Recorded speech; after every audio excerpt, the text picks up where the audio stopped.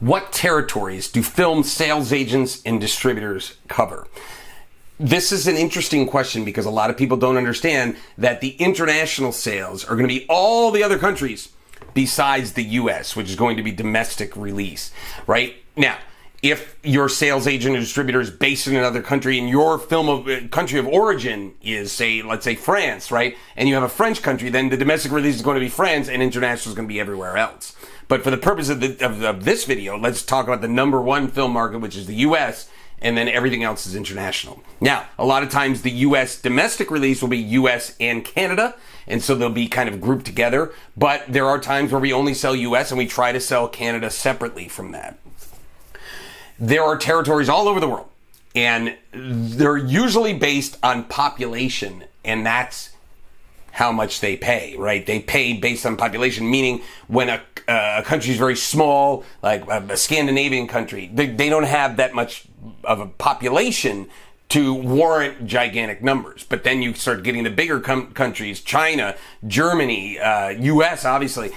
There are bigger numbers, so there can be bigger, there's bigger populations, so there can be bigger numbers from those countries. All right. So when you have a film, you get projections from a distributor. It's going to be very rare that the film will sell to all those territories, unless at some point there's a buyout of just all the world territories, because different countries like different genres, right? And there are things that cannot be sold in certain territories. China, for instance, if it has a censor board, and when you sell a film there, it has to pass the censor board. If it doesn't, the film's not getting in. And there are certain things that they won't allow in the country, and it's things that would make it here a rated R movie to a certain extent. They're okay with violence, but the sex stuff and the language has to be watched out. Anything political can't be there. So you can literally have a kind of G-rated political film and it's not going to play in China, right? And so each country has different things. We've found that Africa likes family films and nothing too violent or gory or anything like that. So they have to be kind of PG-13 and under.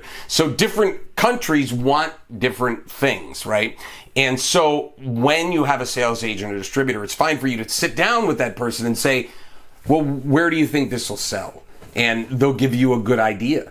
And they can't always be right, because we've had films that we thought were going to sell bonkers internationally and then did not.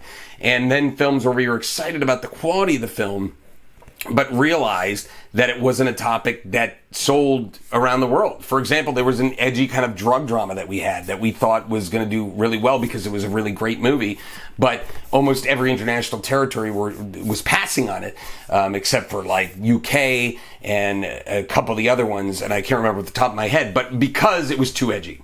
So that's why I always say it's a safer bet to stay away from the edgy drama and the edgy comedy. Comedy is even tough because it has to be really, it doesn't always translate to another country's language, right?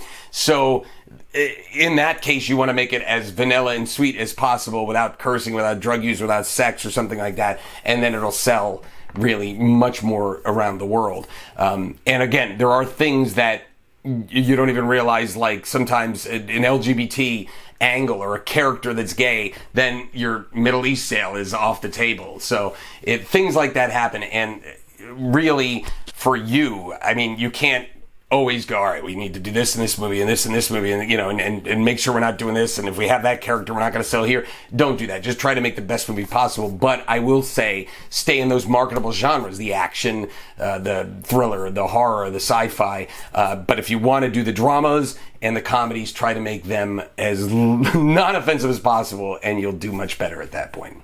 If you want to learn more about international sales and distribution, check out the video course link below.